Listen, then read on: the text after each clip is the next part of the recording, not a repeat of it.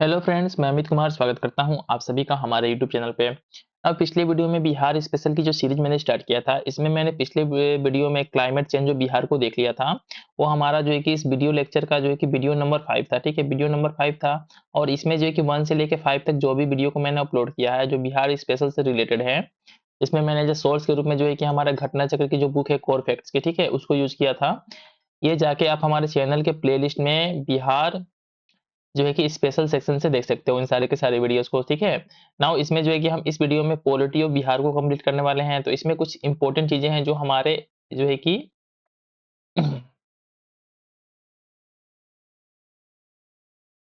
इसमें कुछ चीज़ें ऐसी हैं जो हमारे मेंस के आंसर राइटिंग में भी हेल्प हो सकती हैं। कुछ वर्ड्स हैं, मैं उन वर्ड्स को भी पढ़ते हुए चलता हूँ, ठीक है?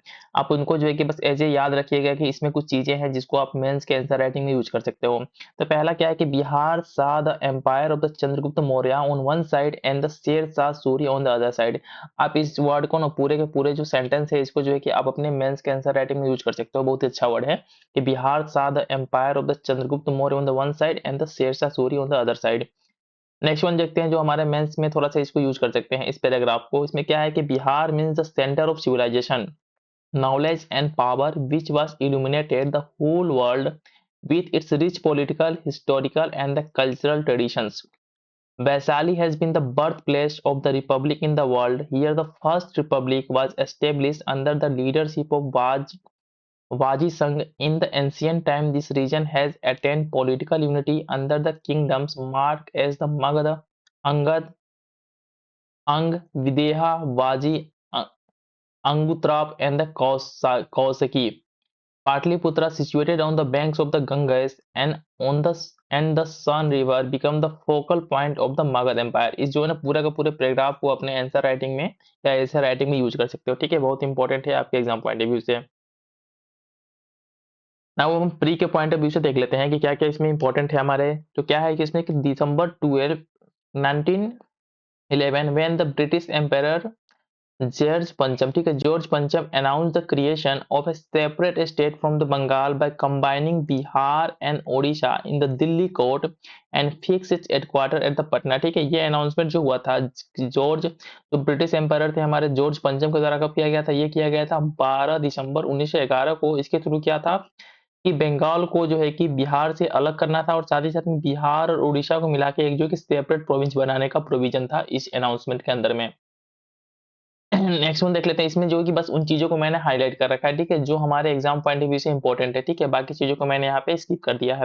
नेक्स्ट वन देख लेते हैं। क्या है कि on March 22 1912 Bihar and Orissa after the separating from the Bengal came into existence, इनका एग्जिस्टेंस में आ गए।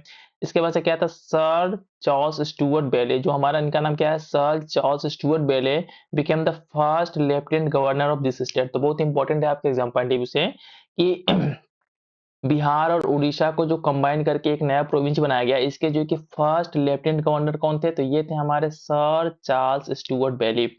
इसके बाद से नेक्स्ट वन देख लेते हैं। इसमें क्या है कि एक 43 member legislative council was form as the legislative authority of this new state.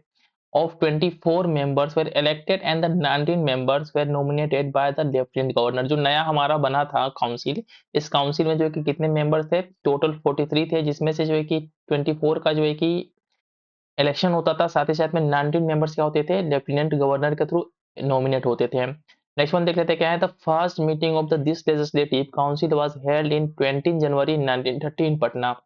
1913 में जो है कि 20 जनवरी को जो कि पटना में इस लेजिस्लेटिव काउंसिल का पहला मीटिंग हेल्ड हुआ था। नेक्स्ट वन देख लेते हैं जो हमारे एग्जाम पॉइंट ऑफ व्यू से इंपॉर्टेंट है। इसमें क्या है कि Lord Satyendra Pratap Sinha was appointed as the first governor of this provinces. ठीक है, इस प्रोविंसेस का जो था हमारा कि जो है कि लॉर्ड सत्येंद्र प्रताप सिन्हा जो थे कि पहले जो है कि गवर्नर के रूप में इनको अपॉइंट किया गया था।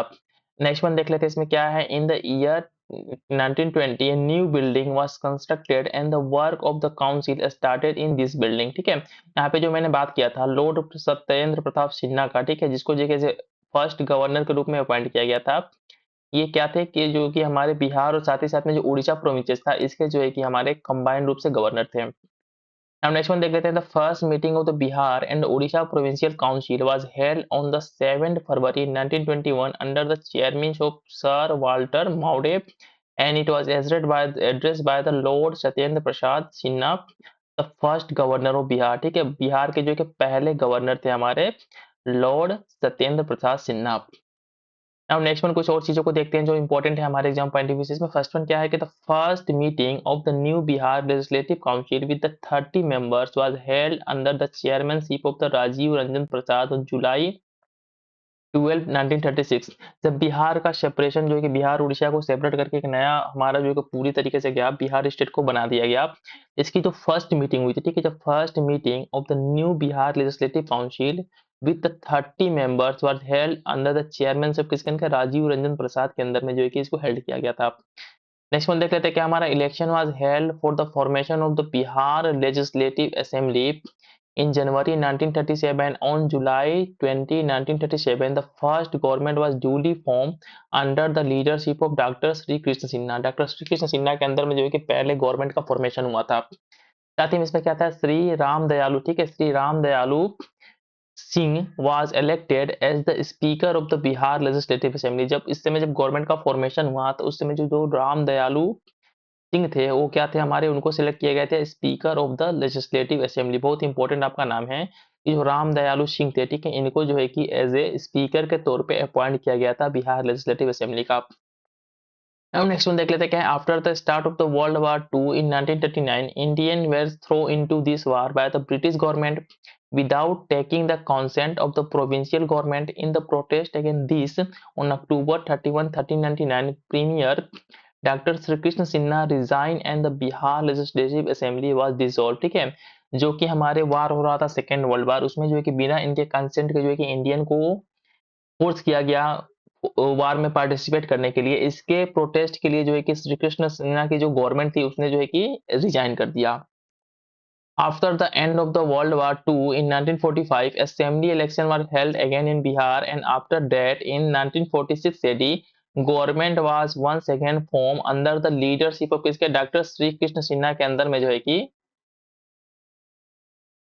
ठीक है, यह डॉक्टर श्री कृष्ण सिन्हा के अंदर में, ठीक है, फिर से गवर्नमेंट को फॉर्म किया गया।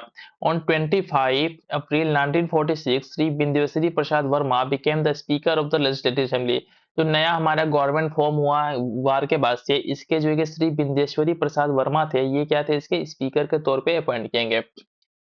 नाउ नेक्स्ट वन देख लेते हैं जो हमारे एग्जाम पॉइंट से इंपॉर्टेंट, इसमें क्या है, after the passing of the Bihar reorganisation bill by the Indian parliament on November 9 2000 Jharkhand became into existence as a separate state by separating from Bihar. क्या था कि ये 9 नवंबर 2000 को जो बिल पास हुआ जिसका नाम क्या था, बिहार रीऑर्गेनाइजेशन बिल, इसके थ्रू क्या था, इंडियन पार्लियामेंट ने जो है एक सेपरेट स्टेट क्रिएट किया जिसका नाम क्या था, झारखंड, जो बिहार से अलग करके बनाया गया था। कब बनाया गया था, 9 नवंबर 2000 को जो है कि ये बिल जो है कि इंडियन पार्लियामेंट में पास हुई थी। इसके साथ साथ क्या है कि in this way only 243 members were left in the Bihar legislative assembly. कितने, 243 मेंबर्स बच गए किसके बाद से, जब उसका झारखंड को अलग कर दिया गया। इसमें से जो 82 मेंबर थे, क्या थे, 82 members became the members of the Jharkhand legislative assembly को बना दिया गया। इसमें नेक्स्ट वन क्या है, number of the members of the Bihar legislative council reduce to 75 which is still in this form. मतलब कि जो हमारा लेजिस्लेटिव काउंसिल था लेजिस्लेटिव असेंबली को छोड़ के, उसमें जो टोटल नंबर ऑफ कितने मेंबर हो गए, 75 हो गए झारखंड स्टेट के क्रिएशन के बाद से। नेक्स्ट वन देख लेते हैं क्या है, till now the deputy chief minister of Bihar legislative assembly क्या थे हमारे, डॉक्टर अनुग्रह नारायण सिन्हा और साथ ही साथ में कर्पूरी ठाकुर भी क्या थे हमारे, as a deputy prime minister of Bihar from the legislative assembly. मतलब कि हमारे जो लेजिस्लेटिव असेंबली है इससे हमारे कुछ डिप्टी चीफ मिनिस्टर का सिलेक्शन हुआ था। कौन कौन थे इसमें से, प्रोमिनियंट नाम क्या क्या था, डॉक्टर अनुग्रह नारायण सिन्हा और साथ ही साथ में कर्पूरी ठाकुर। कुछ इंपॉर्टेंट नामों को ही बस मैंने इसमें डाला है, बाकी कुछ इंपॉर्टेंट है नहीं। नेक्स्ट वन देख लेते हैं क्या है, list of the premiers and the chief minister of the independent Bihar. जो इंडिपेंडेंट बिहार के हमारे जो है कि कुछ चीफ मिनिस्टर्स का नाम देख लेते हैं। तो पहले चीफ मिनिस्टर क्या थे हमारे, डॉक्टर श्री कृष्ण सिन्हा। ठीक है, क्या इनका जो कि 1937 से लेके 1939 तक थे। इसके बाद से क्या 1946 से लेके जो कि 1952 तक, मतलब कि आजादी के पहले भी, ठीक है, जो हमारा लेजिस्लेटिव काउंसिल बना था उसके थ्रू जो है कि बिहार के सीएम थे, और साथ ही साथ में आजादी के बाद से भी इंडिया में बिहार के पहले सीएम के पोस्ट पे थे ये डॉक्टर श्री कृष्ण सिन्हा। ठीक है, अगेन बने चीफ मिनिस्टर कब, ये 1952 से लेके 1961 तक थे। फिर से क्या हमारा था, first chief minister of Bihar, also the longest serving CM of Bihar, क्या जो कि सबसे longest serving CM of Bihar थे, ये हमारे श्री कृष्ण सिन्हा उस समय। नेक्स्ट वन देख लेते हैं क्या, हमारा श्री महामाया प्रसाद को देख लेते हैं क्या, इनको जो है कि चीफ मिनिस्टर बनाया गया। ये क्या थे, पहले first non Congress chief minister of Bihar कौन थे, हमारे श्री महामाया प्रसाद जो है कि बिहार के first non Congress chief minister of Bihar थे। नाउ नेक्स्ट वन देख लेते हैं, इसमें क्या है, कुछ इंपॉर्टेंट है नहीं, साथ ही साथ में आपको ये रखना है याद कि जो बिहार में अब तक जो है कि 6 बार जो है कि टोटल जो है कि प्रेसिडेंट रूल अप्लाई किया गया है, ठीक है, लगाया गया है बिहार में। आपके एग्जाम पॉइंट ऑफ व्यू से इंपॉर्टेंट है कि बिहार में कितनी बार, 6 बार जो है कि प्रेसिडेंट रूल अब तक लगाया जा चुका है। हम नेक्स्ट वन देख लेते हैं क्या, list of the honourable speaker of the Bihar legislative assembly. तो फर्स्ट वन क्या थे, हमारे श्री राम दयालु सिंह थे, जो कि 1937 से 1944 तक थे, ठीक है, आजादी से पहले। इसके बाद से क्या बनाया गया, श्री बिंदेश्वरी प्रसाद वर्मा को 1946 से 62 तक क्या थे, हमारे श्री बिंदेश्वरी प्रसाद वर्मा थे। इस तरीके से अगर पेपर में आपके पूछता है कि बिहार के लेजिस्लेटिव असेंबली के पहले जो है कि हमारे स्पीकर कौन थे, तो ये थे हमारे श्री राम दयालु सिंह, आजादी के पहले। और इस तरीके से पूछे कि आपकी कि आजादी के बाद से बिहार के लेजिस्लेटिव असेंबली के पहले स्पीकर कौन थे, तो ये थे हमारे श्री बिंदेश्वरी प्रसाद वर्मा, ठीक है, जिनका जो कि देखिए 1946 से लेकर 1962 तक जो कि स्पीकर थे। नाउ नेक्स्ट वन कुछ चीजों को और देख लेते हैं जो इंपॉर्टेंट है हमारे एग्जाम पॉइंट ऑफ व्यू से, क्या है, लेफ्टिनेंट गवर्नर और गवर्नर ऑफ द बिहार देख लेते हैं। बिहार और उड़ीसा के कंबाइंड फॉर्म में क्या थे, श्री चार्ल्स स्टुअर्ट बैले जो थे हमारे बिहार और उड़ीसा के कंबाइंड हमारे गवर्नर थे। साथ ही में क्या थे, श्री एडवर्ड अल्बर्ट गेंट जो थे सेकंड वन। इसके बाद से क्या थे हमारे थर्ड वन, क्या थे, श्री एडवर्ड वेरे लेविंग थे। और इसके बाद से नेक्स्ट वन क्या थे, हमारे सियर एडवर्ड अल्बर्ट गेट जो कि हमारे लास्ट थे। इसके बाद से जो कि बिहार गवर्नर देख लेते हैं क्या हमारे, इसके बाद से क्या हो गया, गवर्नर का पोस्ट हो गया, ठीक है, लेफ्टिनेंट गवर्नर को छोड़ के उसके बाद से जो है कि गवर्नर हो गए। तो गवर्नर कौन थे बिहार के पहले, बिहार और उड़ीसा के कंबाइंड प्रोविंस के लॉर्ड सत्येंद्र प्रसाद सिन्हा जो है कि पहले गवर्नर थे हमारे बिहार और उड़ीसा के।